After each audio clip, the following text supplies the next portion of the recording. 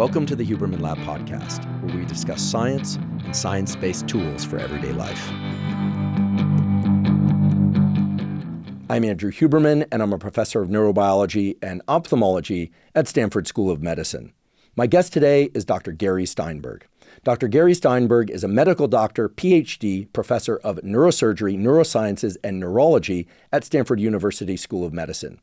He is a world expert in what is called the cerebrovascular architecture of our brain, which is a scientific term explaining how blood flow to the brain supplies oxygen and critical nutrients to our neurons, our nerve cells, as well as playing a critical role in removing waste products from our brain in order for our brain to function normally. During today's discussion, he explains in very clear terms how blood flow to the brain occurs and how disruptions in blood flow in things like stroke and aneurysm impact brain functioning. We also discuss concussions and TBI, or traumatic brain injuries, which unfortunately are very common, and what can be done to treat concussion and traumatic brain injury. Dr. Steinberg also shares with us recent findings from his laboratory and clinic, revealing how stem cells can be used to recover function in the human brain and spinal cord after things like concussion, TBI, stroke, and other disruptions to the cerebrovascular architecture. And he shares with us the science-supported tools, that is, protocols, that any of us can use to improve the health and functioning of our brains. So if you or somebody that you know has experienced concussion or traumatic brain injury, stroke, or aneurysm, today's discussion is sure to include vital information for you. And for those fortunate enough to not have experienced those conditions, today's discussion will also review the latest science and protocols for improving brain health. Before we begin, I'd like to emphasize that this podcast is separate from my teaching and research roles at Stanford. It is, however, part of my desire and effort to bring zero cost to consumer information about science and science-related tools to the general public. In keeping with that theme, I'd like to thank the sponsors of today's podcast. Our first sponsor is 8 Sleep. 8 Sleep makes smart mattress covers with cooling, heating, and sleep tracking capacity. Now, I've spoken many times before on this podcast about the fact that sleep is the critical foundation for mental health, physical health, and performance. Now, one of the key things to getting the best possible night's sleep is to control the temperature of your sleeping environment. And that's because in order to fall and stay deeply asleep, your body temperature actually needs to drop by about 1 to 3 degrees. And in order to wake up feeling refreshed and alert, your body temperature actually has to increase by about 1 to 3 degrees. 8 Sleep mattress covers make it extremely easy to control the temperature of your sleeping environment and thereby to control your core body temperature so that you fall and stay deeply asleep and wake up feeling your absolute best. I've been sleeping on an 8 Sleep mattress cover for about 3 years now, and it has completely transformed the quality of my sleep for the better. 8 Sleep recently launched their newest generation of pod cover, the Pod 4 Ultra. The Pod 4 cover has improved cooling and heating capacity, higher fidelity sleep tracking technology, and the Pod 4 cover has snoring detection that will automatically lift your head a few degrees to improve airflow and stop your snoring. This is really important. Snoring is associated with something called sleep apnea, and sleep apnea is known to disrupt brain health and body health in a number of ways. Put differently, being able to breathe clearly throughout the night is essential for not only feeling rested when you wake up, but also for brain health and body health. If you'd like to try an 8 Sleep mattress cover, you can go to 8sleep.com/Huberman to save $350 off their Pod 4 Ultra. 8 Sleep currently ships to the USA, Canada, UK, select countries in the EU, and Australia. Again, that's 8sleep.com/Huberman. Today's episode is also brought to us by ROKA. ROKA makes eyeglasses and sunglasses that are of the absolute highest quality. Now, I've spent a lifetime working on the biology of the visual system, and I can tell you that your visual system has to contend with an enormous number of different challenges in order for you to be able to see clearly. ROKA understands this and has developed their eyeglasses and sunglasses so that regardless of the conditions you're in, you always see with the utmost clarity. ROKA eyeglasses and sunglasses were initially designed for use in sport, in particular things like running and cycling. Now, as a consequence, ROKA frames are extremely lightweight, so much so that most of the time you don't even remember that they're on your face. They're also designed so that they don't slip off if you get sweaty. Now, even though they were initially designed for performance in sport, they now have many different frames and styles, all of which can be used in sport, but also when out to dinner, at work, essentially anytime and in any setting. If you'd like to try ROKA glasses, you can go to ROKA, that's ROKA.com, and enter the code Huberman to get 20% off. Again, that's ROKA.com and enter the code Huberman to get 20% off. Today's episode is also brought to us by AeroPress. AeroPress is like a French press, but a French press that always brews the perfect cup of coffee, meaning no bitterness and excellent taste. AeroPress achieves this because it uses a very short contact time between the hot water and the coffee. And that short contact time also means that you can brew an excellent cup of coffee very quickly. The whole thing takes only about 3 minutes. I started using an AeroPress over 10 years ago, and I learned about it from a guy named Alan Adler, who's a former Stanford engineer, who's also an inventor. He developed things like the aerobie frisbee. In any event, I'm a big fan of Adler inventions, and when I heard he developed a coffee maker, the AeroPress, I tried it, and I found that indeed it makes the best possible tasting cup of coffee. It's also extremely small and portable, so I started using it in the laboratory, when I travel on the road, and also at home. And I'm not alone in my love of the AeroPress coffee maker. With over 55,000 five-star reviews, AeroPress is the best reviewed coffee press in the world. If you'd like to try AeroPress, you can go to aeropress.com/Huberman to get 20% off. AeroPress currently ships in the USA, Canada, and to over 60 other countries around the world. Again, that's aeropress.com/Huberman. I usually mention this at the end of episodes, but if you're learning from and or enjoying the Huberman Lab podcast, please click the subscribe button on YouTube. And if you listen to the podcast on Spotify or Apple, make sure you click the follow tab on Spotify and or Apple. And on both Spotify and Apple, you can also leave us up to a 5-star review. And now for my discussion with Dr. Gary Steinberg. Dr. Gary Steinberg, welcome. Thank you, Andrew. Pleasure to be here. I have a lot of questions. I know people are interested in keeping their brains healthy. And sadly, things happen to the brain, sometimes as a consequence of aging, sometimes as a consequence of certain activities. Maybe you could just explain for us right off the bat, what is a stroke? What is an aneurysm? What is a hemorrhage? Where do these terms overlap? How are they different? Obviously, none of us want these things, and we will talk about ways to prevent them and your ways of treating them as well, of course. But just to start off, maybe we can just lay down the nomenclature. Sure. So a stroke is like a heart attack of the brain. It involves disruption of blood flow to the brain, either in the form of a blocked vessel or, less likely, a hemorrhage. About 87% of strokes are due to a clot, either forming in the brain artery itself or forming closer to the heart, in the heart or in the carotid artery, and dislodging and blocking blood flow to the brain. About 13% are caused by a hemorrhage, bursting of a blood vessel. And that results in lack of oxygen and glucose being delivered to the brain cells, and that ultimately causes death of tissue and disruption of bodily functions, neurologic function. That's what a stroke is. How do we know if we have clots residing in our body that could be dislodged? I know that some people, when they fly, wear compression socks. I know that some people have genetic mutations that affect clotting. I'll raise my hand here and I'll do a disclosure. I did some genetic testing. I am a heterozygote for factor V Leiden, which is a clotting factor. Heterozygote, folks, means I have one mutant copy. So fortunately, I don't suffer from excessive bleeding or clotting, but there are lifestyle factors that can exacerbate an existing mutation like that. People who are homozygous mutants for factor V Leiden, of course, at much greater risk for clotting and bleeding. So I just disclosed a lot. Maybe you could comment on some of the clotting factors and lifestyle factors that impact clotting. But how would somebody know if they've got a clot that could potentially go to their brain? Sure. Well, you might not know. In many cases, you don't know, and that's the problem.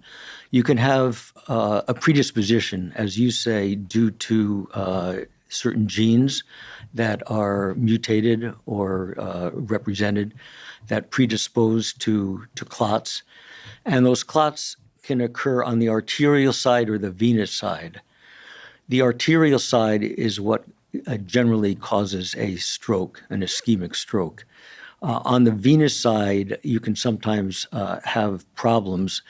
When you talk about flying, not moving your legs, developing clots in your legs, wearing compression boots, that's on the venous side.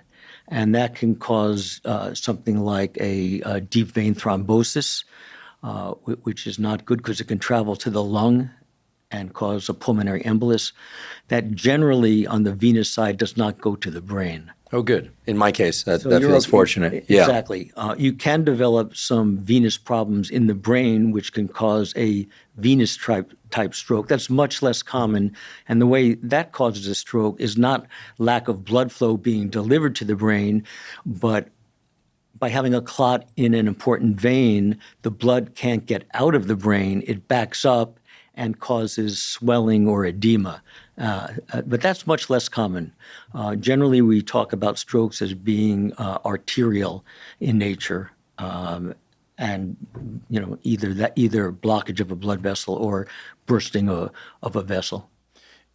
What are some things that impact clotting and or excessive bleeding? My understanding is these factor V Leiden mutations are one example. The other is, let's say somebody takes, say, a blood thinning agent like baby aspirin, or I told, and I'll have to check this, I'm sure people will say in the YouTube comments, that if you take lots and lots of, say, fish oil or things like that, you can become more of a bleeder. Some are people out there are hemophiliacs. And then my understanding is also that certain forms of oral contraception for women can increase the rates of bleeding. So tell me if I'm wrong about any of those, and if any of those things predispose people to more stroke or hemorrhage. Sure. So different kinds of drugs thin the blood, and they can predispose you to having a larger hemorrhage than you would if something bursts, or if you fall and have some traumatic injury to your brain or anywhere in the body. In general, they don't cause a hemorrhage because they're fairly safe. But if there's, as I say, some interruption to the body, like a bruise, it would be a much worse type of bleed. So aspirin is a type of antiplatelet agent that thins the blood. There are many types of antiplatelet agents, and they're very, very useful for treating people who have a predisposition to develop clots because they thin the blood. Anticoagulants are another type. They're called they're known as Coumadin, warfarin, Eliquis. There's lots of new agents. And they're often taken orally or can be given intravenously. Heparin's another one. Again, they thin the blood, so they would put someone at somewhat increased risk for hemorrhage. Then, as far as oral contraceptives, if you go back to the 1970s, when the oral contraceptives first generation were coming out, it turns out, and they were heavily estrogen dominated rather than progesterone. They did, and they still, to some extent, increased the risk of developing clots. So women back in the 70s who took oral contraceptives and smoked had a very, very high incidence of developing clots and ischemic strokes and clots elsewhere in the body.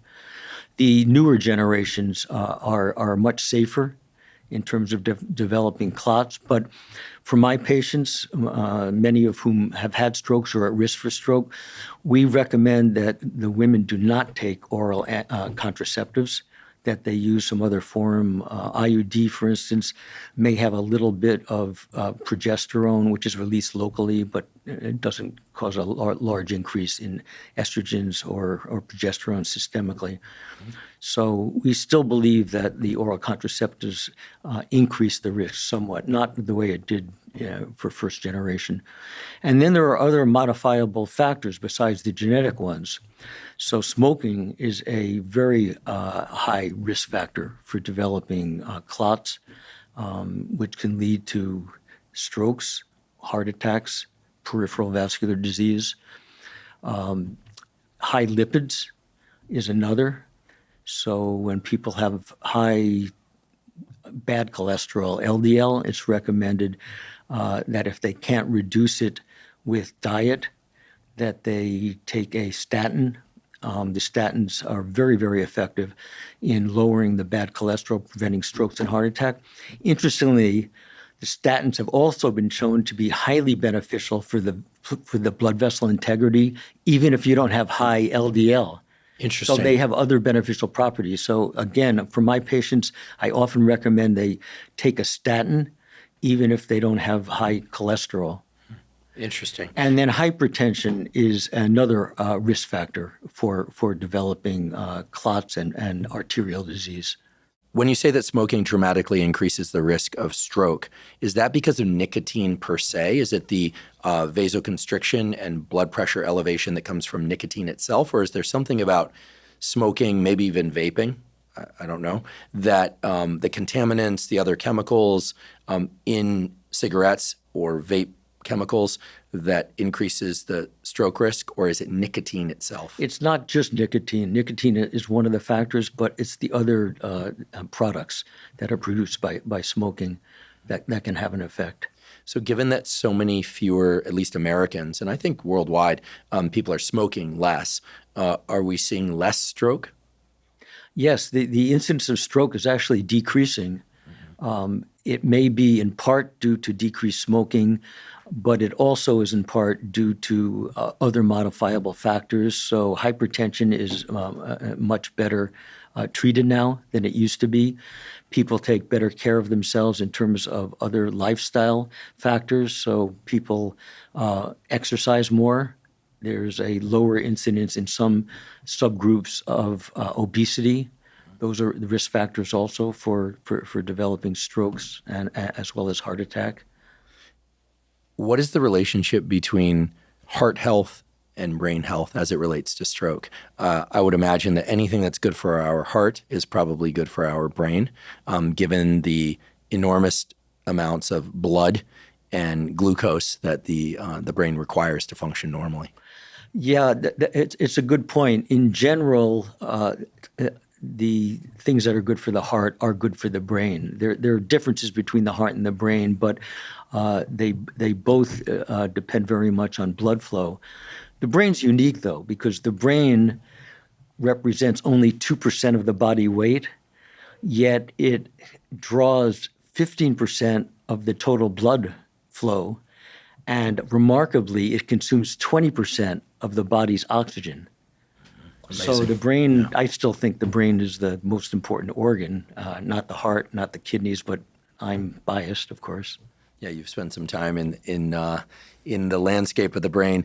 Yeah, it's clear that of all the tissues in the body, if you had to pick one tissue to remove one, cubic millimeter of that tissue, that your brain and probably the neural retina would be your least favorite choice, just given the deficits that can result. Right, and of course, the brain also is what makes us human. Right. Speaking of which, if we take a little departure into neurosurgery itself, your specialty, of all the years of doing brain surgery, can you recall maybe one of the most incredible moments or days that allowed for some insight into how the brain works by virtue of, let's say, stimulating a given brain area or removing a given brain area or something of that sort? I ask this because so very few of us will ever have the opportunity to do what you do. And if I were here talking to an astronaut, and by the way, I consider neurosurgeons the astronauts of neuroscience. If I were sitting here with an astronaut, I'd say, tell me something interesting about being in space that I wouldn't know from looking at pictures or videos of it. What is an example of maybe one of the more profound insight stimulating moments from doing brain surgery?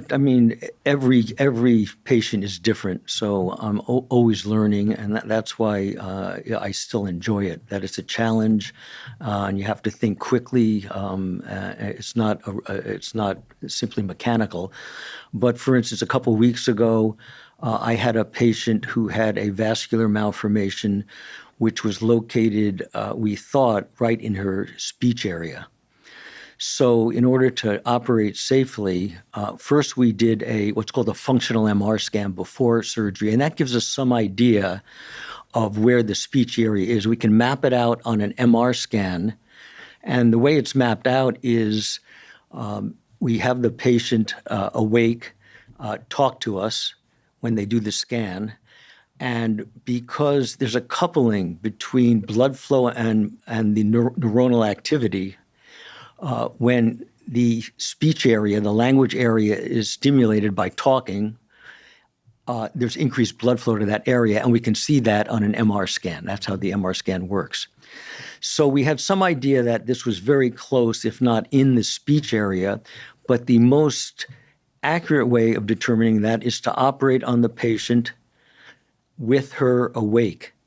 So what we did was we sedate the patient. We don't put a tube down and induce general anesthesia. We numb up the scalp. We take off a piece of bone after cutting the scalp, open the membrane covering the brain called the dura, and then we allow the patient to wake up more from the sedation.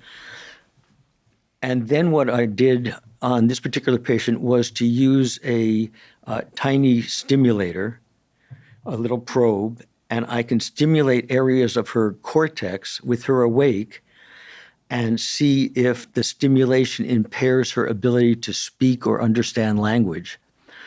And quite surprisingly, there was no activity in the corridor that I chose. Sometimes when we see an area that is involved with speech, that's eloquent, we have to choose a different pathway to get to the underlying vascular problem. And so that's what we did in this case. And she talked to us the entire case. She told us about her daughter, who was very involved in debate and all of her successes while we were operating, while I was taking out this vascular malformation under 20 magnification with very special instruments. I use a laser now, which has a diameter of the fiber optic cable. The laser tip is 0.5 millimeters. So that, I think, is the gentlest way. Other times I've been surprised about brain function is operating deep in the brain. There's a part of the brain called the brainstem, which you know well. It's a small area that connects the thalamus. Those are the signals coming from the cortex, go through the thalamus to get down to the face, arm, and leg to move the muscles. And all the sensory information, which comes from the arms and the legs and face, goes through the brainstem up to the thalamus and then to the cortex. In this area, although it's very small, are contained very closely packed fiber tracts and nuclei. Those are the cell bodies of very important neurons.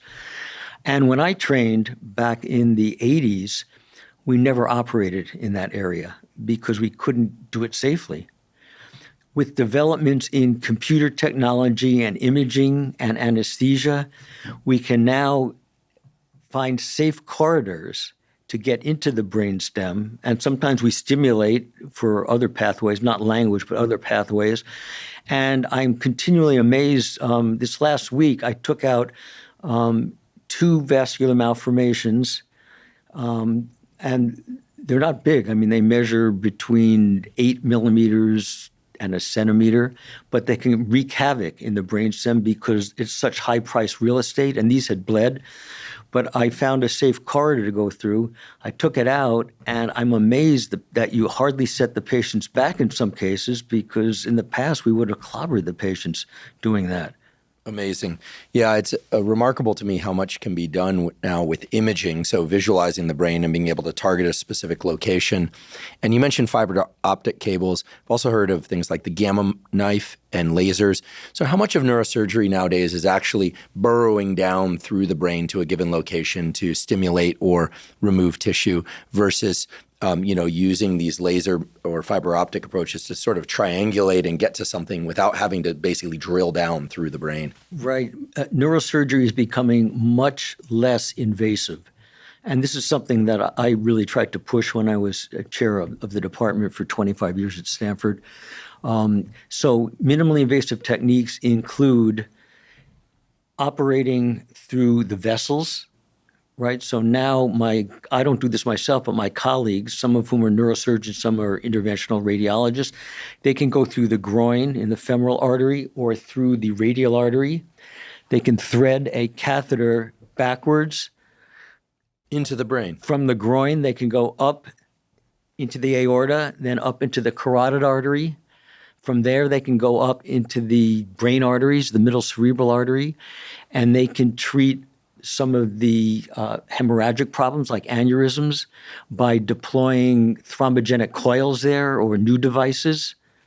They can pull clots out if there's an acute stroke from a clot in an artery in the brain. Wow. It's really quite impressive. Then we and others have developed techniques to use focused radiation on the brain, and that's called radiosurgery. So examples of that are gamma knife. Cyberknife was invented at Stanford by one of my colleagues, actually. And this uses beams of radiation. Gamma knife uses a cobalt source, multiple sources of cobalt. The cyberknife uses X-rays. When I started, I was very involved with using cyclotron-generated heavy particles like helium and proton, and they can be focused. And the advantage of this is you don't have to open the skull. You focus it on a very small area, and you can eliminate vascular malformations called arteriovenous malformations, tumors. You can even use it for some pain conditions like trigeminal neuralgia. It's not risk-free because even though radiation doesn't require opening the skull, it still is a form of energy that's damaging. That's how it works. It causes, for the AVMs, it gradually clots off the blood vessels. But it's much easier and much safer than some of the invasive techniques that we use. We operate now through tiny openings, even when we do open surgery. When I trained, we used to shave the whole head. We would open a huge area of the skull. Now we operate through tiny, very small areas. When I take out vascular malformations in the brainstem, for instance, I sometimes operate through openings in the side of the brainstem that are 2 to 3 millimeters. Wow. Another form of non-invasive treatment that neurosurgeons use is called focused ultrasound. Again, it's you don't have to open the skull. It focuses sound waves on areas of the brain. We're using that to treat essential tremor or Parkinson's disease. It's starting to be used for treating tumors. So these are all advances that were not present when I trained. Another way of treating minimally invasive, although it still requires a hole in the head, is to put in an electrode and stimulate the brain. So that was first used for treating Parkinson's disease, very effective for medically intractable Parkinson's. It's used to treat chronic pain. Recently, it was shown to be beneficial for epilepsy. In fact, the 2 major trials, prospective randomized trials that were done, were led by physicians, neurologists at Stanford, and showed the benefit of stimulation of the brain to treat very difficult epilepsy. So this, I think, is going to be the future, is more and more minimally invasive. In fact, we're using some of these techniques to even treat psychiatric disorders like depression, obsessive compulsive behavior. Incredible. I should have asked this earlier, but TIAs, transient ischemic attacks. I think most people assume or know that the symptoms of stroke include, sudden weakness, maybe hemiparalysis of the face, confusion, slurring of the words. Of course, these symptoms can be the consequence of other things as well. What are some of the symptoms of transient ischemic attacks? And is there anything that people can take for transient ischemic attacks? And I, of course, would love for you to inform us what a transient ischemic attack is. Right. So a transient ischemic attack, or TIA, is a reversible stroke. It results in a temporary loss of function, such as inability to move, partial paralysis, or complete paralysis, but then it resolves. Inability to speak, visual problems, double vision, blurred vision, loss of vision. It can cause slurred speech or difficulty understanding language, imbalance problems walking, even cognitive problems. So it can vary depending on what part of the brain it affects. In the past, it was defined as a neurologic deficit due to lack of blood flow that lasted less than 24 hours. But Now that we have such sophisticated imaging like MR scan, some of these patients who have a TIA, what would have been considered a TIA before, lasting minutes or up to 24 hours, on MR scan have been shown to have a little stroke. So now the definition is a little different. If you do an MR scan and it shows a new abnormality, a new stroke, then it's called a stroke rather than a TIA. So there's a little overlap there, but it's a temporary loss of neurologic function due to lack of blood flow or, in some cases, a hemorrhage. My understanding is that people can also have strokes in their spinal cord because spinal cord tissue is, after all, central nervous system tissue. I think most people don't realize this, but the tail end of the brain, the brain stem, as we were talking about before, essentially extends down the spinal column, sort of like a long tail, right? Down to the base of the pelvis, really. So we call it the spinal cord, but it's all brain. It's contiguous with the brain. So how often do you observe spinal strokes, and what are some of the symptoms of spinal stroke? Yeah, it's much less common than a stroke involving the brain, probably because there's less tissue involved. The spinal cord is supplied by an anterior spinal artery. That's an artery on this side, and by two. So for those listening, sorry, it would be the on the stomach side exactly. of the body. Yeah. And it's supplied by two arteries, posterior spinal, on the backside. So if there's an interruption to blood flow in any of those arteries, it can cause death of tissue in the spinal cord, and that would result in a neurologic deficit, depending on where it is. So if it occurred on the stomach side, that whole artery, which supplies the 2/3 of the spinal cord on the stomach side, and it involved both sides of the spinal cord, it would cause paralysis of both legs and a partial sensory deficit would cause loss of pain and temperature, because that's where those pathways are. If the problem was on the back side of the cord, it would cause a problem potentially with a light touch sensation in the legs. If it was below below the cervical region, and problems with what's called proprioception. That's the ability to recognize where your position of your joints is. So it depends on where it is. Some of the vascular problems I deal with actually do involve the spinal cord, and you can develop other problems there. For instance, you can have a direct connection between an abnormal artery and a vein in the spinal cord, which doesn't cause a typical stroke by blocking blood flow, but it causes more of that venous problem we discussed, where there's so much blood going directly from the artery to the vein, bypassing the capillaries, that the veins become engorged. The blood can't get out of the spinal cord, and the spinal cord becomes congested, and patients can present with problems walking or sensory problems. If the spinal cord is involved in the cervical region up high, then the arms can be involved as well. I see. I should have asked this earlier, but is there any relationship between alcohol intake and the propensity for stroke or hemorrhage or any of these other things? Yeah, that's a good question. Yes, there is. People who indulge or overindulge are at risk for developing stroke problems. So it's another contributory factor which can promote problems with the blood vessels, clots, but also hemorrhage. So it can make the blood vessels more fragile. Another factor I see commonly in patients who develop aneurysms, those are blisters on the blood vessels in the brain, and they're like little balloons, and as they enlarge, they rupture just like a balloon can burst.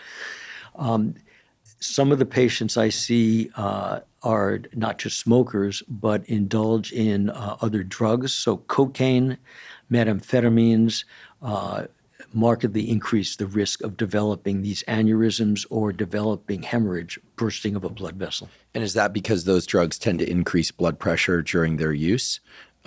It's because they damage the vessels and they also can cause hypertension. Yes, it's both factors. So when I operate on these patients and looking at the vessels, they're ragged. They're very thin. They're not normal vessels. They lack structural integrity. So it contributes to the development of poor vessel integrity, and drugs like cocaine and methamphetamine can jack the blood pressure up, and that could cause a hemorrhage in these problematic vessels, yes. So it sounds like the message is clear. Avoid cocaine use, avoid methamphetamine use, and avoid excessive alcohol intake if you want to avoid stroke. Right, and throw smoking in there too. Mm-hmm. It's interesting because for a lot of years there was so much discussion about red wine being good for heart health. Now it's debated. The moment I say that, people will send a bunch of studies that say, yes, my stance on the more recent data is that if you had to pick, you'd drink less or not drink as opposed to drink. But I'm curious what your take is on this. Well, this is interesting. And I'm always quite amazed at the way people change their behavior based on one study that comes out, even if it's a good study. So, yes, it used to be considered beneficial if you drank red wine.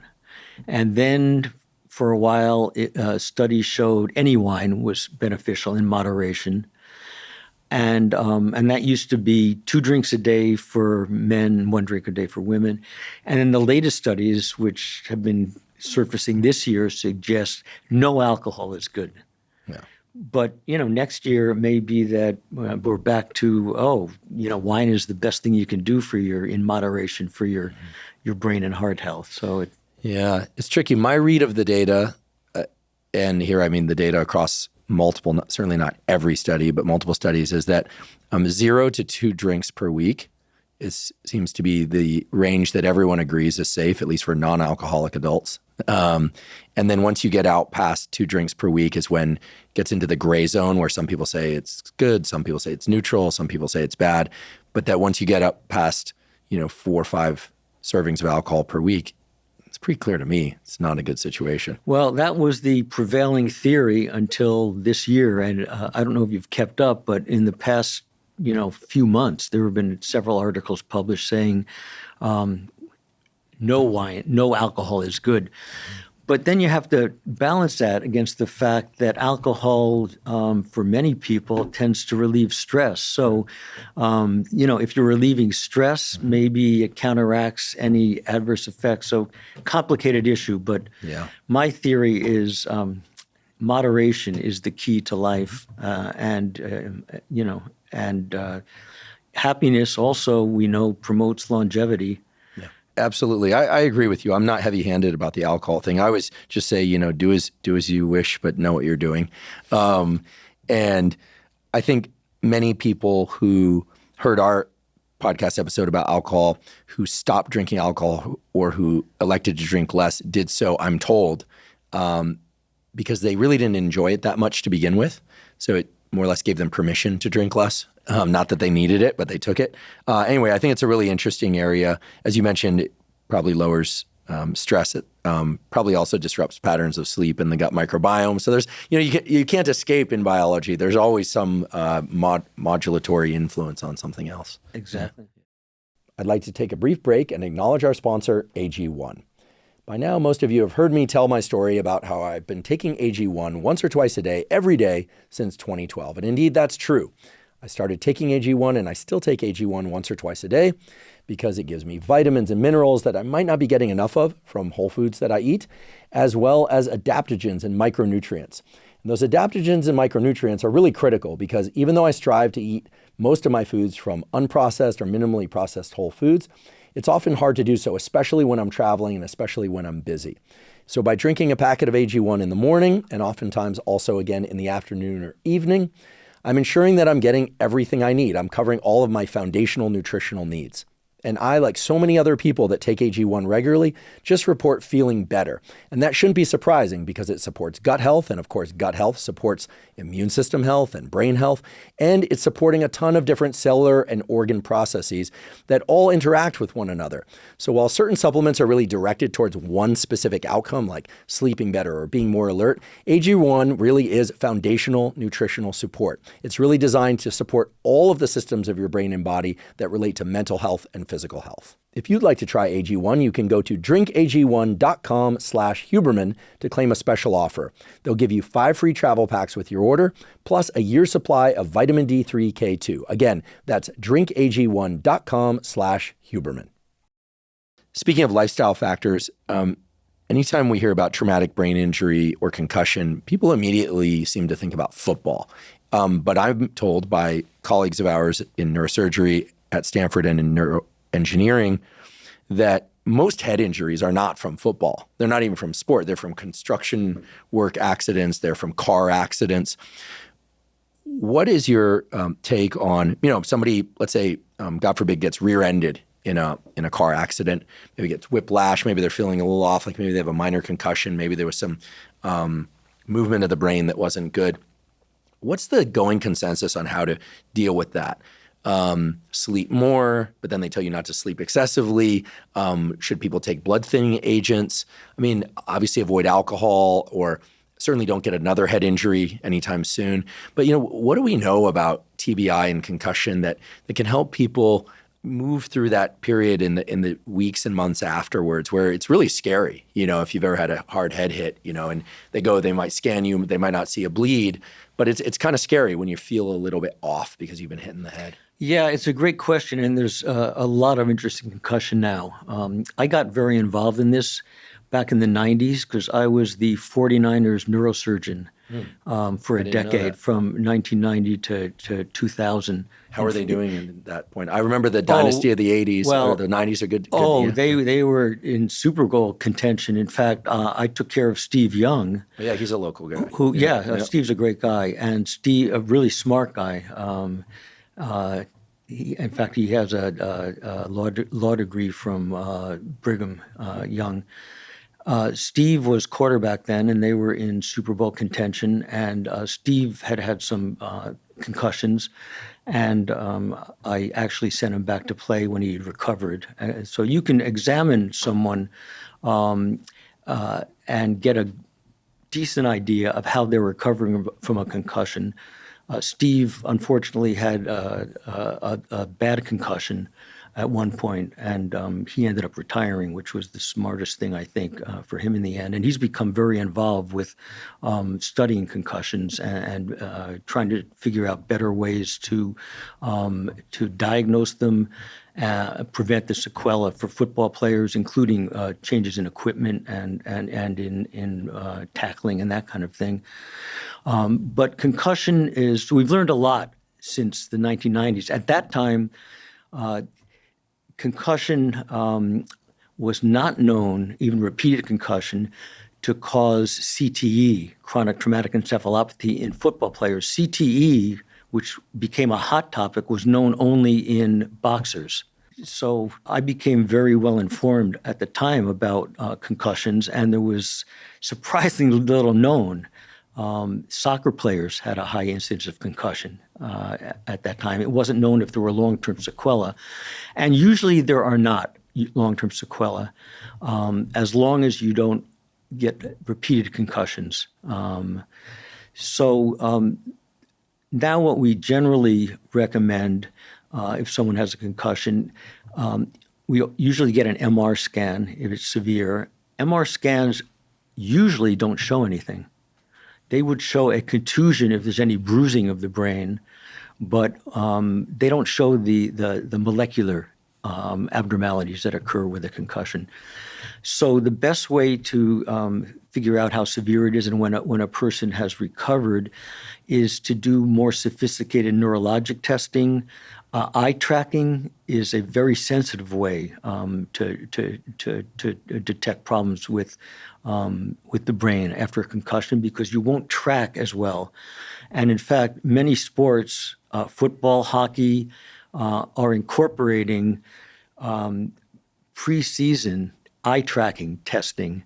I see. To get a baseline. To get a baseline. Interesting. Of course, some of the players will game the system because they still don't want to be taken out, so they may try to perform not as well as they could. On their eye tracking? On their. I see. They throw the test. They throw the test so their baseline is. I mean, I don't think that's very common, but that's a way you can game the system. But as long as it's performed well, that's a very good way of detecting subtle problems with the brain. Well, you're a vision scientist, so you understand how important all the circuits are in terms of, and the visual system is unique because it tests the brain from the retina all the way back to the occipital lobe. So it's the whole longitudinal axis of the brain that's being tested. Yeah, I'm always struck by when I see these newsreel highlights of a player goes down, they stay down, and then they're helped up and everyone cheers, and then they might hobble off, take a few moments, and then how are they gauging the decision to put the person back in? And the reason it's perplexing to me how they would determine that is that you and I both know that the neurons, the nerve cells in the brain, very likely could be injured, maybe even on their way to death after a head injury, but that the actual dying off of the tissue could take several minutes, hours, maybe even days.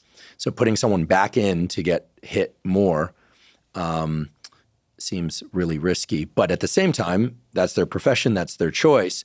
And so you don't necessarily want to make the decision to take someone out of a game or a job or have them stop driving if they don't actually need to stop. So it's a tricky thing. It is tricky. And I think we have better methods of, even at the, if you're talking about sports, on the sideline of doing testing. There are neurosurgeons there now who are part of the process.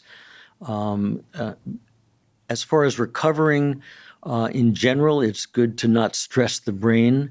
But total absence of sensory, information, sensory deprivation for long periods is not a good idea. Right, just staying home in the dark with sunglasses on, also not a good idea. Exactly. Right? So you want to make sure the brain still has input, but you don't want to overstress it when you're recovering from a concussion. Mm-hmm.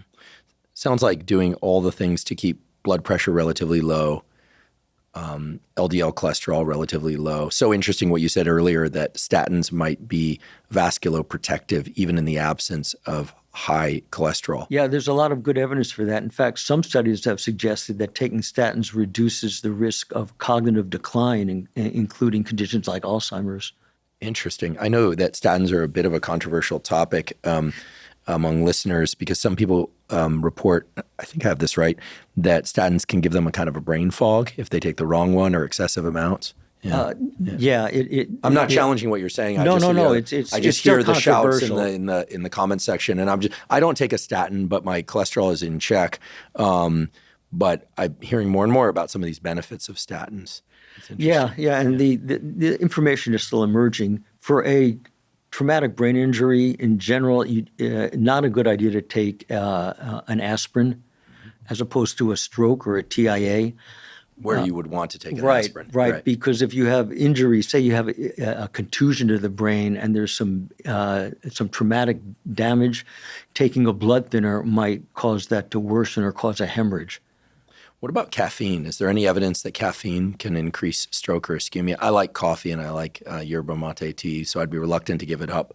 But I consume it in moderation. Is there any direct relationship there? I don't know any relationship unless you're taking so much that your blood pressure is sky high. My blood pressure tends to be lots pretty of benefits, evidently, to caffeine in terms of health. Yeah, I agree with you there.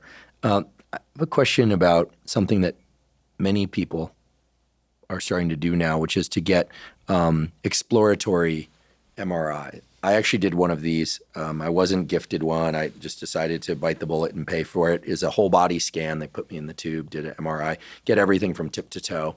And I learned a few things. I learned that I have like a slight, I think it's L3 or L4 disc bulge. That explained a little bit of like pseudosciatica, and I've been able to work around that and keep that strong. I learned that fortunately for me, I only have one white spot on the brain. I was told that you could have one per decade. I'm nearing 50, so I feel very lucky there, especially given that I've hit my head a few times skateboarding and doing martial arts and things like that. But so I feel lucky, but I also know people that go in for these scans and get the report that, they have a growth of some sort, or they have multiple white spots, as they're called, on the brain, which is kind of damage to tissue, to neural tissue. What is your thought on these exploratory / preventative scans? Do you think they're useful? Do you feel like they cause undue concern? I mean, this is a new thing, people going out and getting their brain scanned. Yeah, and people are getting total body scans. So I think there are benefits and risks involved. So the benefit is that you might pick up something that should be treated, like an early cancer or a large aneurysm in the brain, which would have a higher tendency to bleed. But many times, and I see patients all the time who are referred for a tiny aneurysm, a blister on a blood vessel in the brain that was found incidentally on a total body scan. And these aneurysms, which can be 1 or 2 millimeters, sometimes we don't even consider those as real aneurysms, they don't need to be treated in most cases. And so it's a little controversial because people can be worried about them even if they're reassured. Other examples are you find something in the brain or elsewhere in the body, not sure what it is, and then in order to determine what it is, patients start having more invasive biopsies and tests, which can lead to what we call iatrogenic injuries. That's iatrogenic is caused by the physicians. So I think you have to be very thoughtful when you interpret the results of these total body or even brain scans. And I would recommend talking with a specialist about it if you're concerned. But, people wonder, I have this, we were discussing it earlier today, actually, with one of your colleagues. And what if you're found to have a 1.75 millimeter aneurysm, if it's really even an aneurysm? Should you change your lifestyle? And for something like that, I would recommend no, you should forget about it, get a follow-up scan, but you may very well live and die with this little blister that is of no consequence. So as I say, I think you have to be careful about how you interpret and how you act on these findings. Maybe we can talk about lifestyle factors, because I think anyone listening to this is going to think, I don't want a stroke, I don't want transient ischemic attack, I don't want hemorrhage, I don't want any of this stuff. And we already discussed a little bit about how what's good for your heart generally is good for the brain.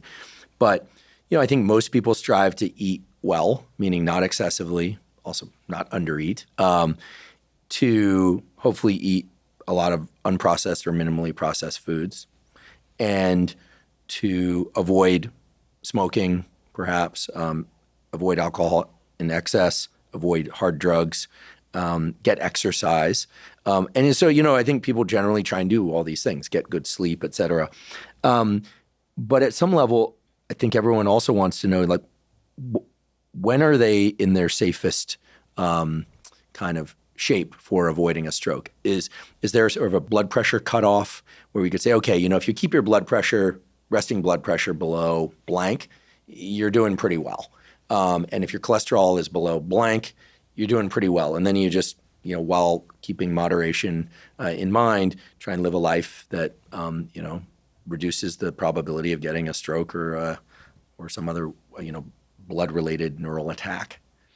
Well, I think it has to be individualized to some extent. And over time, the standards and the guidelines have changed. It used to be if your systolic blood pressure, that's the upper number, was under 130 or under, that was considered normal and it would not lead to problems. Now, the guidelines suggest that 120 or lower is better in large, studies. But as an example, when my blood pressure gets under 120, I feel lightheaded. In fact, I had an event about 15 years ago when I was overdoing it, like I shouldn't have been. Overdoing exercise or overdoing work? everything. I was fifth. Stanford faculty member that it's hard overdoes to something? That was a believe. joke that among Stanford faculty. I was 56, and I operated all day in 2 operating rooms. I got done early. It was in the spring, and I took a run up to the dish, and then I took a red eye to Houston for a meeting, and I emailed on the flight, got an hour or 2 of sleep, went to the meeting, was fine. It was a stroke meeting with a bunch of scientists, neurologists and scientists. There were about 120 people. There were 2 neurosurgeons there, plus me. And drank some coffee. At noon, I went for a run because I like running. And at that day in Houston, it was 90 degrees and 85% humidity. And got back, had a glass of tea, went back to the meeting, had some more coffee. And then as the afternoon session opened up, I started to feel lightheaded.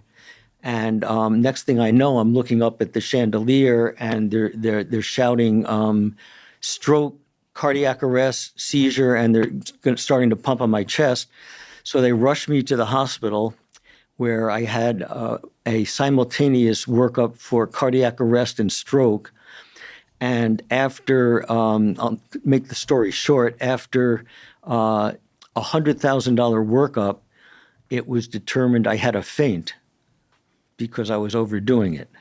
So since then, I try to get 7 to 8 hours sleep a night. Right, that's clearly the bedrock of health. So I increased. Yeah. I used to get 3 to 5 hours sleep a night. Amazing. Now I get 7 to 9 if I can do it.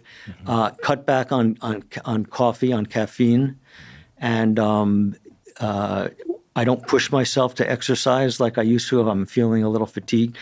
I'm on an antihypertensive agent, but I actually don't take it every day because for me, it's better to have a pressure 125 to 135. And it's true for some of my patients. If you've got some disease in your arteries, you may not want to have such a low blood pressure. So I would individualize it. But in general, you want to take care of your body, like I've learned, and probably maybe you've learned over time. I'm learning. I mean, this is very interesting. I tend to have low blood pressure. It sort of runs in my family to have low blood pressure.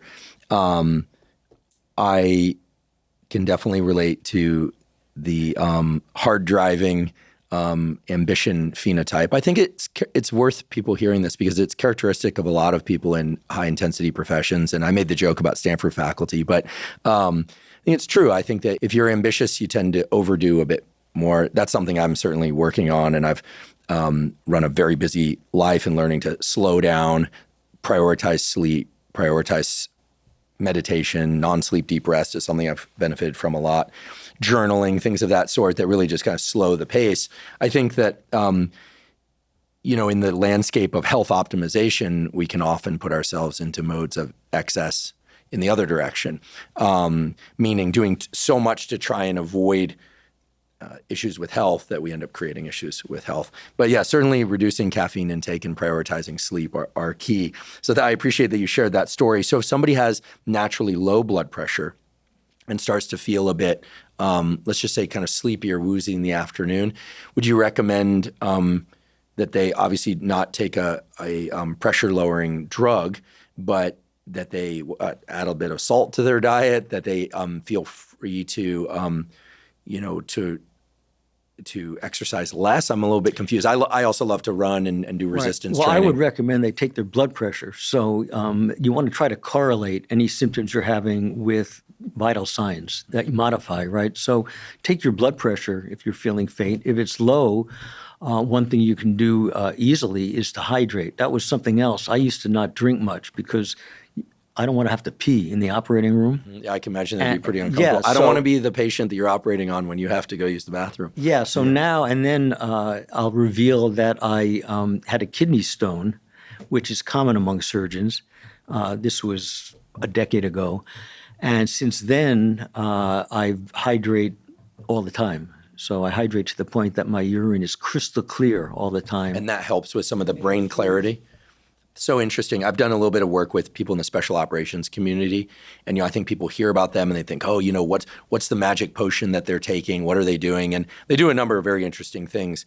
But one of them is they really emphasize hydration. That's just like hydration, water, sometimes water with electrolytes if they're working in hot conditions, but just hydration. I was skeptical, and I used to dehydrate. I felt better dehydrated and fit, but as I've matured, I think it's very, very important. And for your blood pressure, for your general health, and for your kidneys. Yeah, you mentioned sleep. Is there a relationship between sleep deprivation and stroke risk? That's a great question. There's, interestingly, strokes occur more commonly during sleep.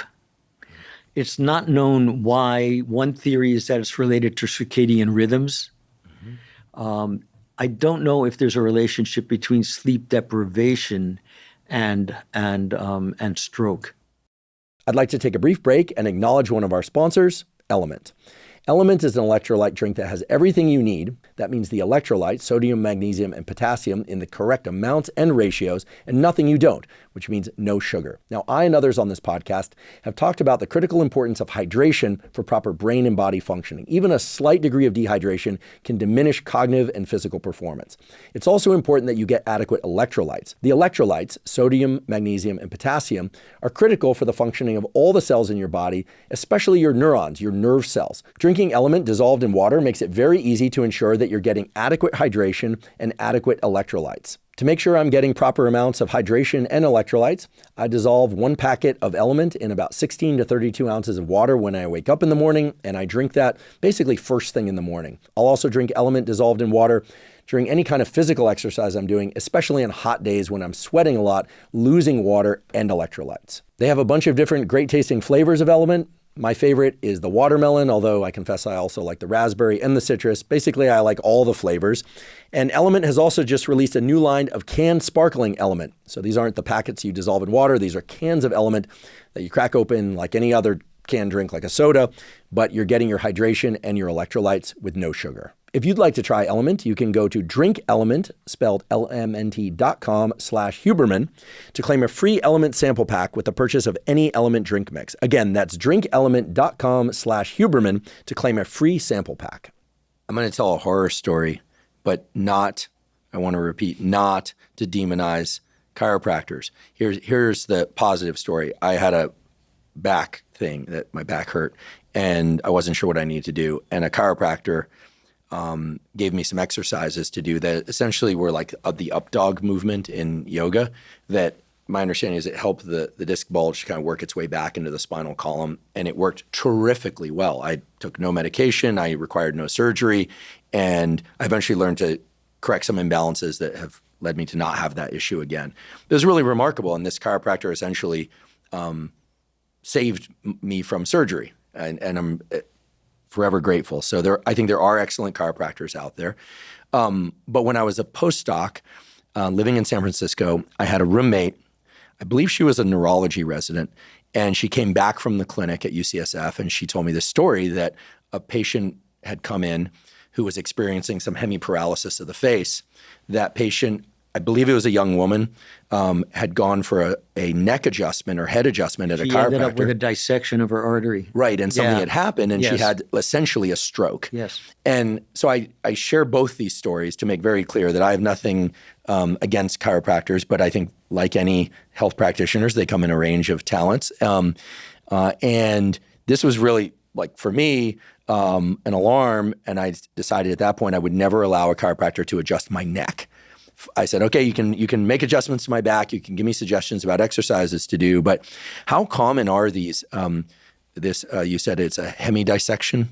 It's a dissection of an artery, either the vertebral artery in the back or the carotid artery up closer in the front. So no cutting when you say dissection. They're basically making an adjustment. Well, what happens is, and I agree with, we're on the same page. I recommend patients, if they're going to have chiropractic, not to have manipulation of their neck, because that's what occurs. It's not common, but I see it. We see it. What happens is the artery is damaged. The manipulation of moving the bone and the soft tissues causes a tear in the wall of the artery, And what occurs, interestingly, is that the blood that's usually in the space, the lumen, the middle of the artery, gets into the wall and causes a false lumen, a false passage.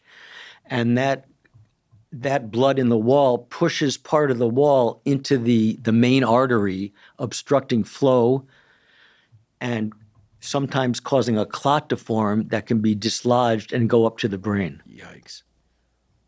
So, and there's no way to know whether or not this is going to happen. No, that's why I recommend not having neck manipulation by a chiropractor. Even if it's rare, it's so devastating when it occurs that personally I would avoid that. Yes, I tell the chiropractor, stay away from anything above the shoulders, please. And then the back work has been beneficial. Again, these exercises, perhaps the most beneficial thing about it. As long as we're there, I realize it's a bit of a niche condition, but what about hanging upside down? I had one of these inversion tables. I really enjoyed that thing. But then once I looked at my camera phone while I was hanging upside down, and it looked like I was going to blow a gasket from all the vasculature in my forehead. Is it bad to hang upside down? No evidence that it's bad. Oh, good. Oh, good. Maybe I'll get an inversion table again. As long as you don't stay there, of course. You got at some. Okay, great. Would you let your kids play football or rugby? That's a great question. I would not. That's my personal decision. I think there are a lot of benefits to children playing football, rugby, like any sport. It's a team sport. A lot of good skills are learned. Besides just the physicality of it, the coordination, but being a team player and the socialization. But I think, talking about tackle football, I think the risk, there is still risk. We're just learning about it. And even high school players who many years ago were found to have multiple concussions are showing up when they're doing autopsies with some of this chronic traumatic encephalopathy. I wanted to play football as a kid, and I'm not that big. I mean, I'm a big guy, but and my parents didn't let me, which is fortunate because I mean, I'm sure I would have been put at risk for injuries, not just head injuries, other injuries. My son, who's a very good athlete, he played 4 years of high school baseball and soccer, was asked to try out for the quarterback position his senior year. And we went out to try out, and he decided, with my encouragement, not to play. Did he go to Gunn High School? Yeah, he went to Menlo. Okay. I went to Gunn. Our football team at that time was bad enough that there was no incentive to play. What about soccer and heading the ball? I've actually heard that can be problematic, which to me, at first when I heard that, I was like, no, there's no way. I mean, the ball is so light. But is there any evidence that repeated, heading there the ball? Is. It's again, it's not incontrovertible, but there is some evidence that multiple headings can cause some concussions and some long-term injury. Again, when I studied this in detail as a 49ers neurosurgeon back in the 90s, there was very little data, although there was some evidence even then that soccer players had a high incidence, and particularly female soccer players had a high incidence of concussion, surprisingly. But now there's much more evidence that head injuries and even heading the ball may lead to some injury. I feel like if a sport is not your profession, the risk-benefit analysis is pretty clear. Like why box? I understand it's a great sport. There's a lot to learn there. Done a little bit of it in the past, but unless you're going to get paid substantial amounts of money, and maybe even then, it's probably not worth it. Well, I feel the same way. It is different for professional athletes. I mean, this is their job. I remember talking with Steve Young at one point about, continuing to play or, finally deciding to retire. And I was thinking, what if, I was asked to retire as a neurosurgeon at the prime of my career? It's your profession. it's your income, it's your, it's how you identify yourself. Your self-esteem is dependent on it. Your family maybe put pressure on you as a professional athlete. If you're not a professional athlete, I think for me, and this is my own opinion individually, I think there's less of a controversy. And there's so many other sports which benefit in the same way as football or boxing. Why not participate in those? That's my feeling, but I know it's a controversial subject. Yeah. Maybe we can circle back a little bit on a fairly common scenario. You're in the attic and you're looking for something. You stand up, boom, you hit your head on a beam and, kind of dizzy for a bit. Or recently our podcast team was on tour in Australia, and the way that the shelf over the kitchen sink in our Airbnb was arranged, it was certain that everyone pretty much would hit their head hard on that thing at some point. Does one need to worry about one kind of dizzy-inducing head hit from everyday life? I think a lot of people are kind of scared, like, do they do brain damage? Or is the evolutionary adaptation, which is the thick skull, sufficient to, keep us safe in most cases? I don't think you need to worry in general, especially if your symptoms resolve within a relatively short period of time. Such as how long? A day or two?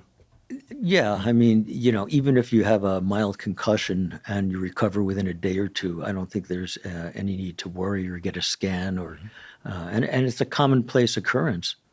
Yeah, I think your answer will set a lot of minds at ease, because people do worry. I mean, there's something so mysterious about the stuff that occurs inside the cranial vault. We can't look to something. We can't, take our pulse.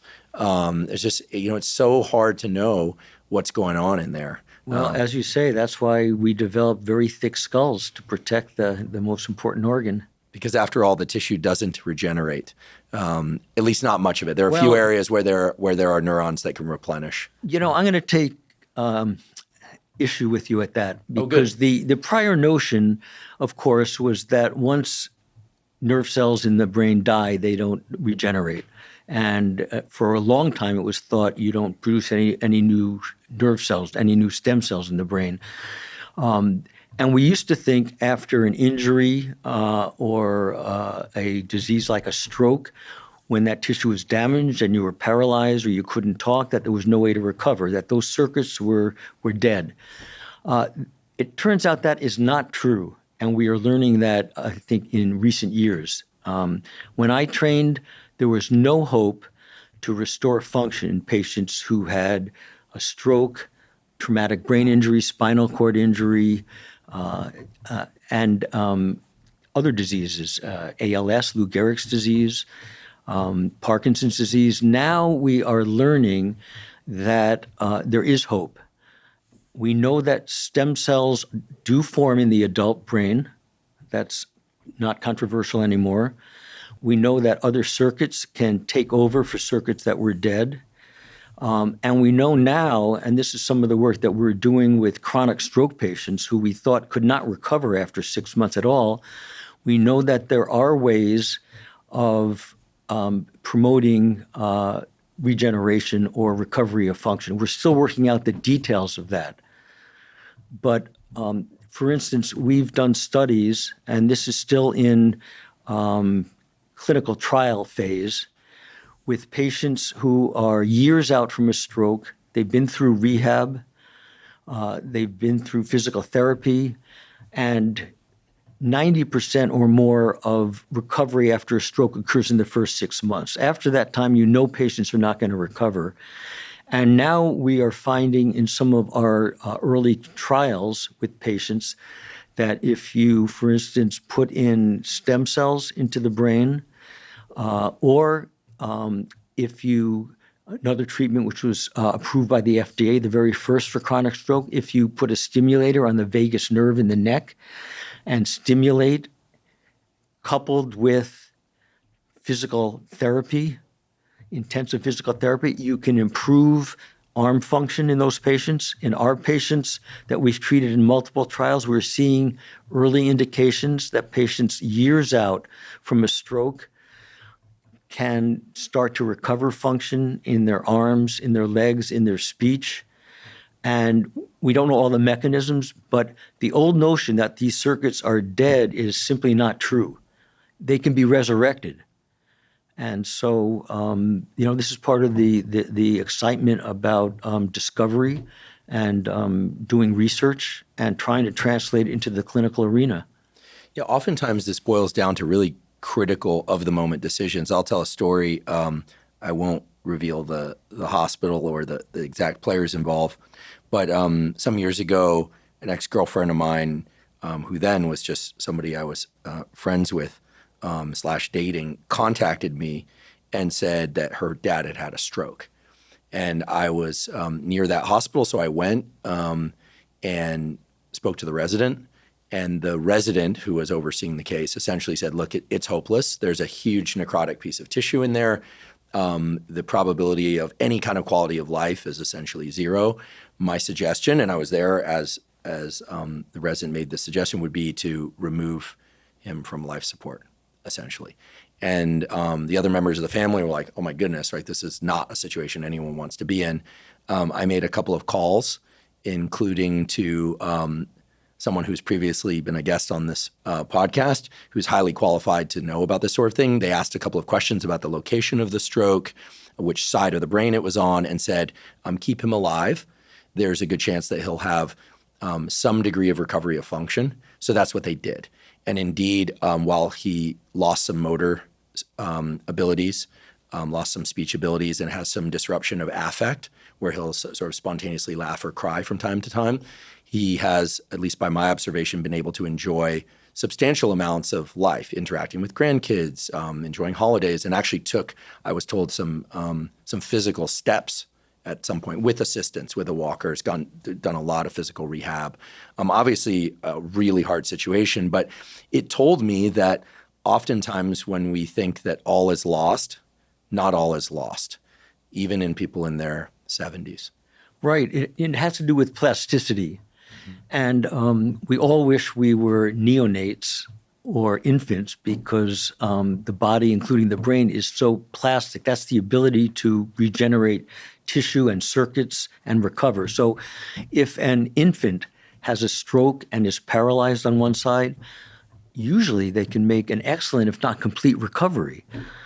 This is as I recall from my undergraduate years, the Kennard principle. If you're going to have a brain injury, have it early in life. Exactly. Right. So, you notice this too. When I cut myself now, it can take a week for that cut to heal. When my granddaughter, who's 6 years old, cuts herself, the next day it's totally healed. Yeah, so little kids are like salamanders, right? They almost, by the way, that was a biology joke. They're not like salamanders, but salamanders can regenerate entire limbs by the maintenance of a small stem cell population at the tip of the limb bud, or what would be the limb bud. And it is remarkable how kids can regenerate without a scar. They can't grow an entire hand back, but it's kind of striking how much plasticity there is. And that's what we're trying to develop, are new ways of promoting plasticity in the adult brain, as an example. So we think stem cells injected through various mechanisms, stimulation of the brain, or the vagal nerve as an example, can promote plasticity. In a sense, we think what's happening is that these methods can turn the adult brain into an infant brain in some ways. Where are the stem cells coming from in these experiments? It depends. There are different sources. So some of the studies I've done previously with other companies, they made the stem cells either from bone marrow donors, so they were mesenchymal, or another group made the cells from fetal neural tissue. Okay, so just to orient people, inside the bone you have the marrow. Most people know that because they've ordered it at a restaurant, cow marrow that is, typically.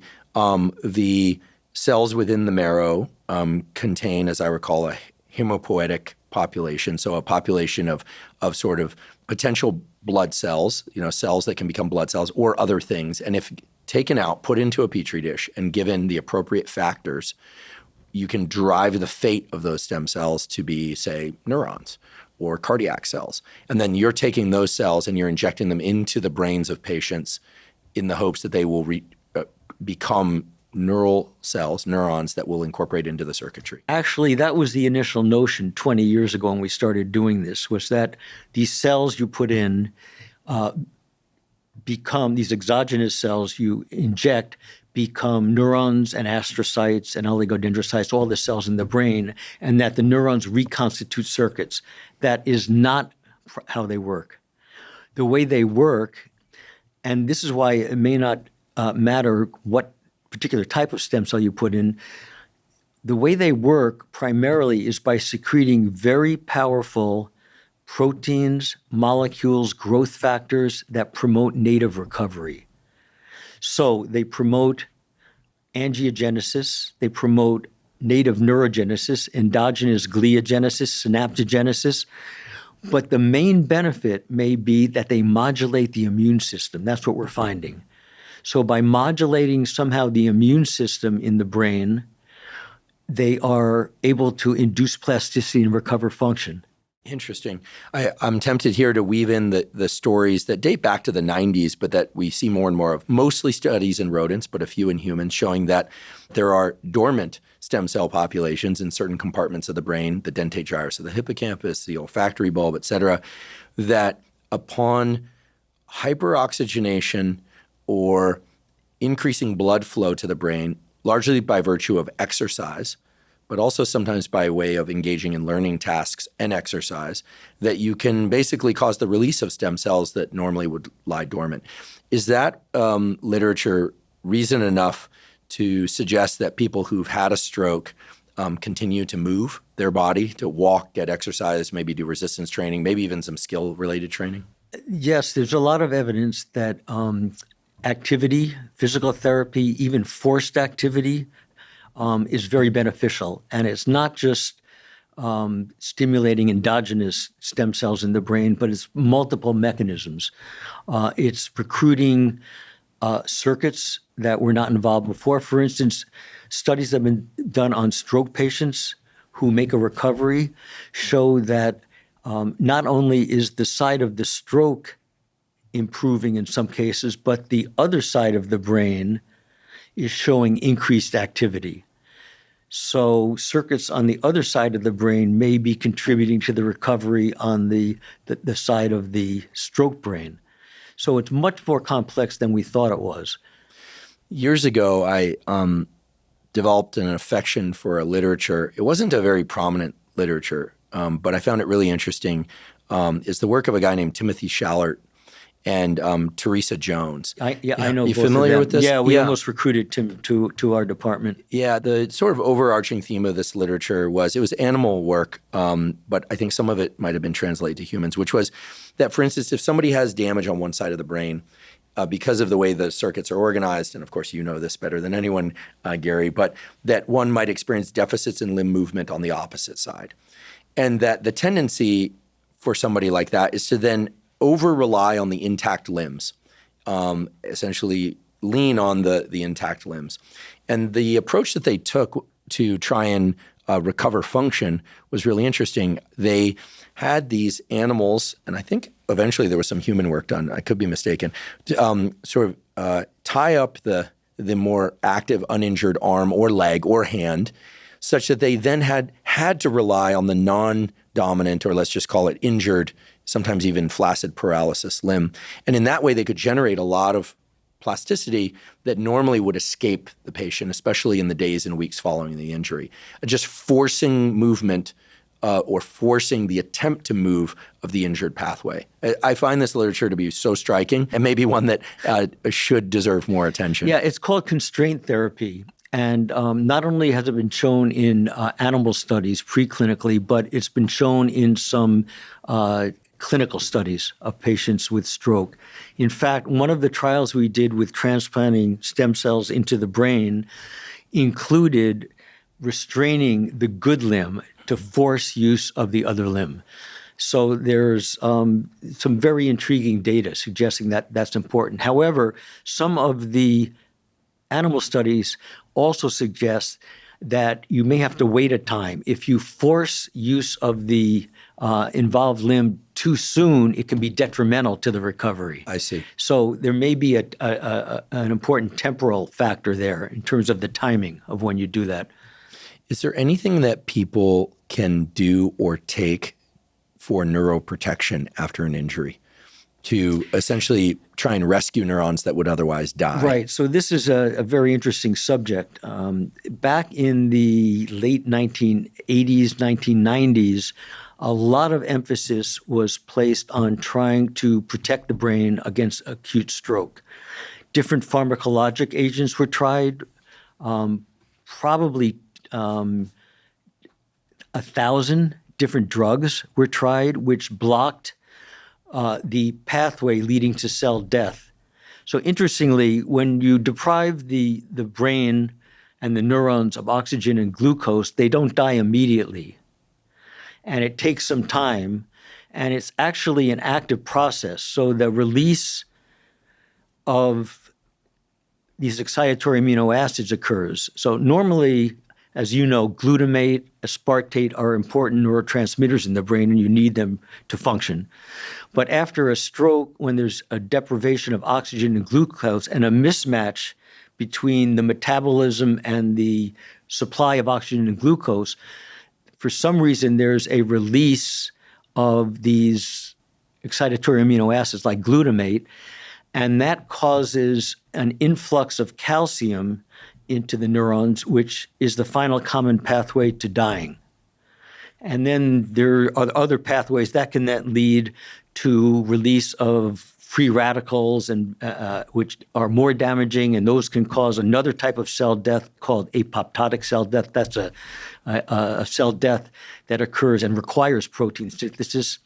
And then with reperfusion, say the artery opens up, then you got a lot of inflammation. So these pharmacological treatments, as I say, 1,000 of them were tried, and they were found to be very effective in preclinical stroke models. So we could cure stroke in the lab. My lab studied this for probably 15 years. And, there was no doubt we could cure stroke if we got the drugs on board, even after the stroke, within a few hours. But it never was able to be translated to the clinical arena, except for one case. So besides drugs that were tried, another method of protecting the brain was tried called mild hypothermia. And that was a process of reducing the brain temperature and body temperature just a few degrees, from 37 degrees centigrade to 33.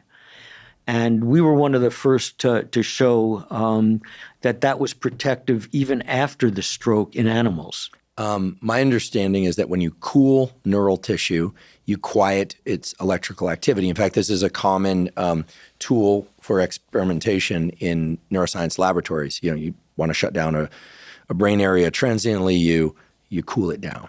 Right. And in fact, deep hypothermia has a profound effect on shutting down the metabolism. So that's why when someone, particularly kids, fall into a frozen pond with ice cold water, they can survive there for half an hour and make a complete recovery because their body temperature is dropped down to very low, like 20 degrees centigrade. But this is less. This is just a few degrees. So there is a slight decrease in the metabolic activity, but that does not account for all the protection. It's due to the fact that hypothermia, mild hypothermia, blocks many of those detrimental pathways. It blocks partly the release of those excitatory amino acids, glutamate. It blocks the calcium influx. It blocks the inflammation. And so that's probably why it works so well. It even blocks that other pathway of programmed cell death. Because it hits all these pathways, it's multifactorial, it's very effective. And in fact, it was finally shown in the early 2000s in prospective randomized studies that one type of stroke, actually two types, I should say, two types of stroke are benefited by cooling the brain quickly. One is cardiac arrest from ventricular fibrillation. And prospective studies, which were published in 2002, showed that If you cool patients who have cardiac arrest and then are resuscitated out in the field down to between 32 and 34 degrees centigrade from 37, much better outcomes neurologically. That's from global ischemia. That's the no blood getting to the brain briefly. And the other area where it's been shown to have better outcomes is in neonatal, what's called hypoxic ischemic injury. Those are neonates who have lack of blood flow for some reason to the brain when they're born. And if you cool them, it's been shown in studies up to 10 years later that they have better cognitive outcomes. So for cardiac arrest in the mid 2000s, I think it was 2003, the American Heart Association determined it was a standard of care, a guideline that you had to cool patients after cardiac arrest. Yes. How was the cooling done in the experiments that you were involved in? Yeah, so there are many ways to do it, but in the animal models, you can just cool them with a cooling blanket, actually. In people, we got very interested in this. In fact, when I saw in the laboratory that it was so effective and that we could cure, mouse and rat stroke by cooling, I started cooling my patients in the operating room. Because I felt, even if it hasn't been proven in patients that, it was so effective. It's the gold standard now, actually, for neuroprotection against stroke in the laboratory. So back in the 1990s, I started cooling all of my patients. We started by cooling them by packing them in ice and putting alcohol on them. But the operating room staff appropriately didn't like that because alcohol is inflammable. Right. So then we started using cooling blankets. And then a number of companies started developing cooling catheters. And I work with several of these. So you can actually cool very quickly if you put a catheter into a vessel, say in the groin, and infuse cold saline, which doesn't get into the circulation, but it cools the blood, and the cooled blood then circulates.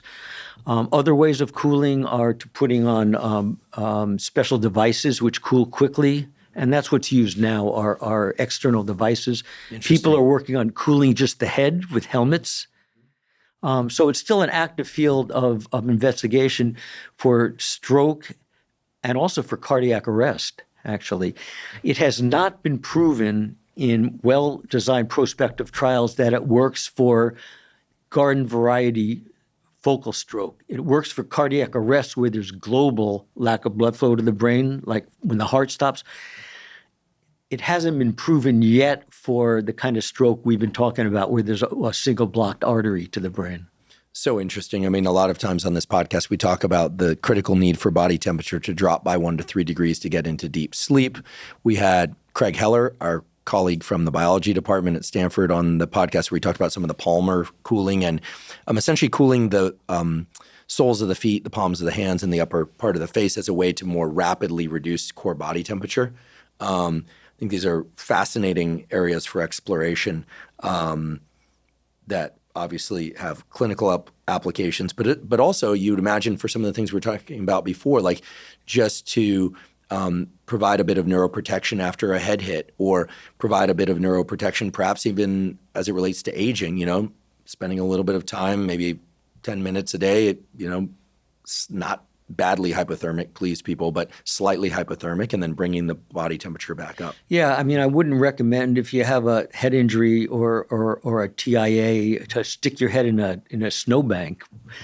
But even with traumatic brain injury, severe, not just concussion, but severe TBI, traumatic brain injury, studies were done looking at cooling, hypothermia, and it's called mild hypothermia because it's just a few degrees. And the studies were very suggestive, but didn't get to the point that it was proven, although certain subgroups who were cooled quickly seemed to do better. So I think it's a subject that's still being studied. And as I say, it's easy for us to do in the operating room. You don't want to cool too much because that can then interfere with other metabolic functions and clotting parameters, and can cause increased infection if you go too low for too long. But I still let my patients cool just a few degrees. And we've had some anecdotal cases where patients have had problems, and because we cooled them, we think it made a benefit. For instance, we had one patient who we hadn't even done, I was getting ready to do a bypass to sew a scalp artery to a brain artery, but we hadn't even, I think, made the skin incision, and the patient had a cardiac arrest. So we, and it lasted for a long time. So we were pumping on the chest, couldn't restore function, and it was way outside the amount of time that you would have expected a good recovery. But the patient had been cooled down to 33 degrees by the time it had happened. And then we finally got the heart started. We ended up putting some restoring flow through catheters and a heart-lung machine. And remarkably, the guy made a complete recovery. So anecdotal, but cases like that suggest maybe cooling, even a few degrees, has a protective effect on the brain. We certainly know it's true for cardiac arrest and global ischemia. What are your thoughts on platelet-rich plasma, PRP? These days we hear so much about PRP. I think it's FDA approved for certain things, right? People will get blood drawn, they'll spin down platelets and then put in platelet-rich plasma. A few years ago, people were making claims out there about PRP containing stem cells. Just for the record, my understanding, I'm sure someone will argue with me online, they always do, but my understanding is that PRP contains very few, if any, stem cells, and that it's not legal to assert that PRP is stem cell therapy.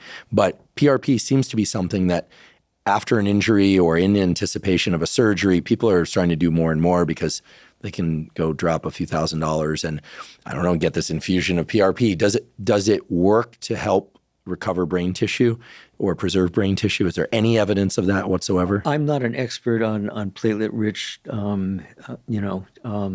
plasma, but my reading of the literature cursorily suggests there's not hard evidence that it's beneficial.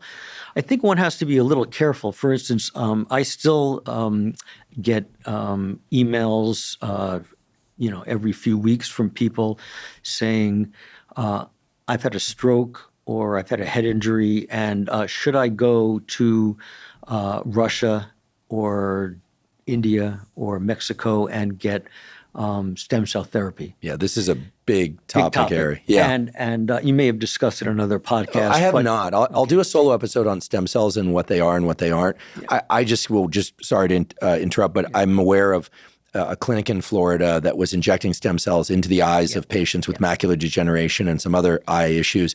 And those patients rapidly went blind. Yeah, I was going to bring that up too. And that's what led the FDA to really clamp down on stem cell clinics in the U.S. Although they haven't clamped down on those type clinics as well as they should. But I tell patients, no, if you go out of the country, often you don't know what you're getting. If there's not an equivalent of an FDA, which is overseeing it, you don't know whether where they come from sometimes. They're not published literature.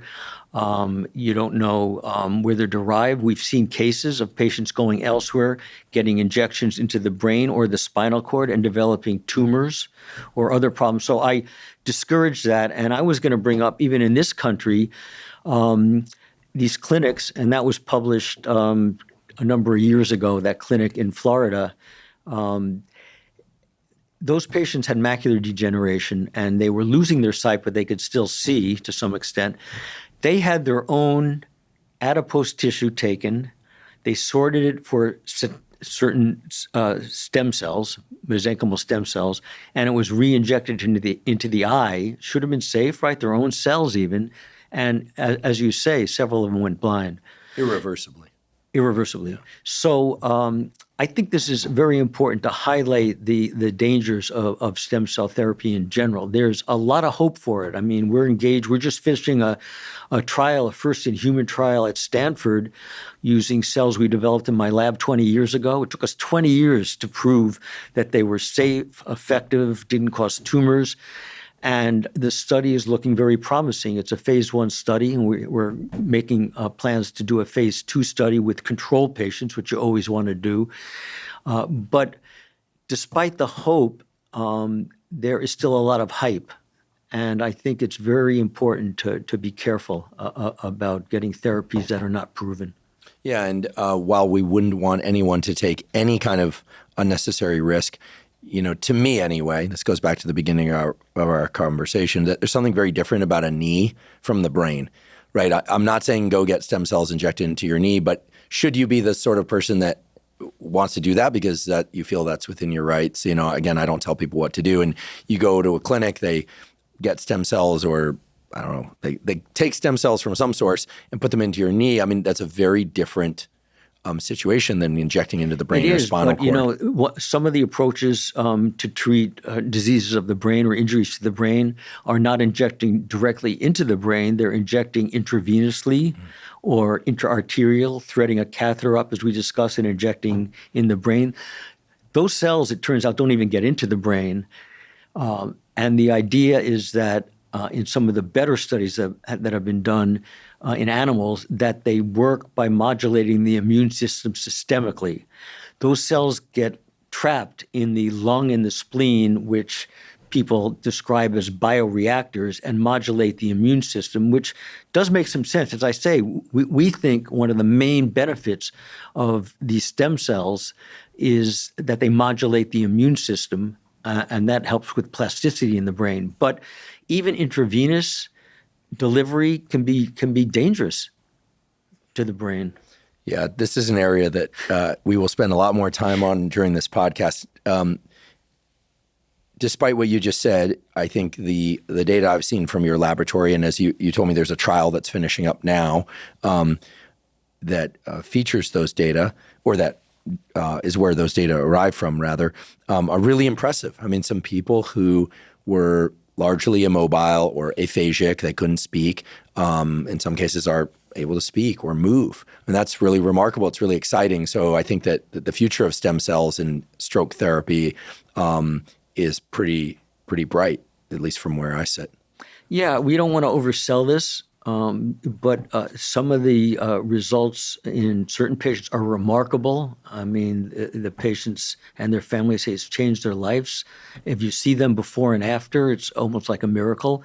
Others are not as impressive, but so far in our trial, and we've treated 17 of the 18 intended patients, almost all the patients have recovered to some extent, and many of them have improved in a meaningful way if you use certain scales. So again, we want to be cautious. We're going to do a prospective randomized blinded controlled study, and that's the way it should be done. And if that's positive, it would lead to a phase 3 larger study, again, blinded controlled. And if that's positive, then it would lead to commercialization, FDA approval. It's a long process. I've spent 23 years and more than $46 million in grants and philanthropy getting it to this stage. Wow. Yeah. Wow. That's a lot of time and a lot of money. Amazing. That's the way science and translation to clinical medicine is. I would be remiss if I didn't ask, what are some of the things that you think could accelerate that process? Or is that just the slow iterative process that is science and medicine? I mean, for instance, if there was 5 times as much money, would the science progress at 5 times the rate? Probably not. No, but money is a factor. It's not the only factor. The FDA is appropriately very cautious. I think other countries, the equivalent of the FDA moves things along a little quicker, especially for therapies where there's no other treatment. I think those factors are important and would accelerate it.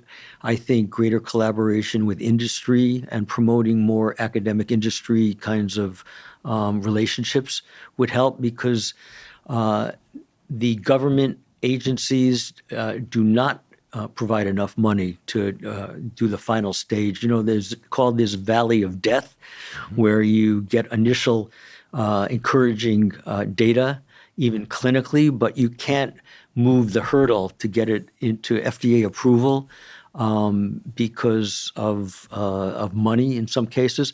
I've seen, as an example, a number of very good stem cell therapies not make it because the companies went bankrupt. The board of directors of the company felt the results were good but not good enough, and they pulled the funding. Yeah. So this is a whole area which I was not well informed of until I got into this, of how you move through the FDA and how you work with industry. I haven't formed a company yet, but I'm going to have to, because for the next trial, this trial I was fortunate to get a grant from CIRM, California Institute for Regenerative Medicine, of $12 million. So that's taxpayer dollars. Exactly. Great use of taxpayer money, putting it to really forward-thinking research. But the next trial, and our results are good enough that we probably will only need, if we do a statistical power analysis, 69 patients. Initially, we thought we'd need 170 patients, but the results keep getting better and better. So now it seems we would only need about 69 patients. That will cost at least $45 million. And as the trials get larger, even more. So, we need to figure out a better way to allocate money to make these advances. Well, it sounds like a company or some role of industry is going to be necessary. Well, you might be interested in investing, right? I mean, well, this podcast is always available free. The standard Huberman Lab podcast, our premium channel, actually generates money. We do Ask Me Anythings and things of that sort. We have donors that have come in for a dollar match, and we do philanthropy to laboratories at Stanford, Salk Institute, Columbia University. We've already done that. We're going to do more of this. Well, I was being facetious. Oh no! Listen, we could explore it. Yeah. One of the guidelines is that we fund research on humans exclusively. Yeah. So we could talk about that. The former colleague of ours at Stanford once told me the joke. We'll see if I get in trouble for this joke, which is that there are two kinds of Stanford faculty with companies and Stanford faculty with successful companies. So we'll see what comes down the pike from that. But many of the technologies and discoveries that have been made at Stanford have spun off into, there are these little companies like Genentech and other companies like that are not strictly Stanford relations, but of course other universities too. But universities are where the basic research is done, and then somebody has to implement those. Stanford's getting much better. When I came to Stanford in 1974, it was the medical center was more like an NIH of the West, and there was not a lot of clinical excellence except for cardiac surgery, Norm Shumway, and radiation oncology. Henry Kaplan, who had developed the first radiation method for treating lymphoma. And we were great at making basic discoveries, not very good at translating them. But over, the last, 50 years, Stanford has gotten much better at translating them into clinical therapies, and even doing some of that work at Stanford, not farming it out to other places. So I think that's another area that we need to encourage. Well, the proximity to big tech is sort of built into the fabric of the Bay Area now. There's just no escaping that. And I think overall, it's not without its sometimes issues, but overall, I think it's a really good thing. Facilitates the most rapid possible flow between basic science discovery and implementation at large. I want to make sure that we cover just a little bit about vagal stimulation. A lot of listeners to this podcast are familiar with the vagus nerve as this very extensive pathway connecting brain and body in both directions. The common idea out there is that the vagus is associated with calming because it's in the parasympathetic arm of the autonomic nervous system, the so-called rest and digest pathway. But I happen to know, and I'm sure you know from experimentation and from clinical work, that oftentimes vagal stimulation is a way of bringing, say, depressed patients up to more alertness. That vagal stimulation is not always about calming. It can be about alerting the brain or making the brain more alert. So what sorts of vagal stimulation are you doing, given that the vagal pathway is so extensive? Like which branch of the vagus do you stimulate? It goes around the ear, it's in the neck, it goes down through the gut. I mean, we're talking basically about a super highway it kind of reminds me of the Austin freeway system. If you've ever driven in Austin, it's like the freeways go in every which direction. That's how, whenever I'm there, I'm like, the freeway system here is kind of like the Vegas. So which avenue do you stimulate in order to get a desired effect? Right. Well, for stroke, and as I alluded to, vagal nerve stimulation coupled with physical therapy, physical activity, very intensive, was the very first FDA-approved treatment for chronic stroke patients. That was approved in 2021, 3 years ago. And it was shown in the study that compared with non-stimulation, in other words, putting the stimulator on but not stimulating and doing the therapy, that patients did better. It was a modest improvement, but felt to be meaningful, and it was shown to be effective at 90 days, only 3 months. Now, recently at the last International Stroke meeting, this past February, it was presented, and I don't know if it's been published yet, that those results hold up for up to a year. So the way it works, presumably, is that you stimulate the entire vagus nerve in the neck. And it's not the peripheral effects on the heart or the other autonomic organs where it's working. It's stimulation that goes back to the brain, right? Because when you stimulate a nerve, it doesn't go in one direction. And that's probably how it works for depression also, not a systemic. And the vagus has lots of connection with brain functions, right?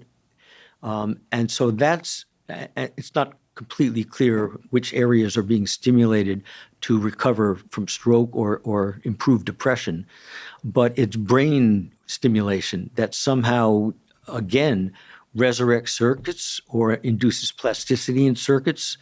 Again, it's something that we're learning about. And I think not just vagal nerve stimulation, but stimulation of the brain is becoming a very important innovative treatment for many brain diseases and injuries.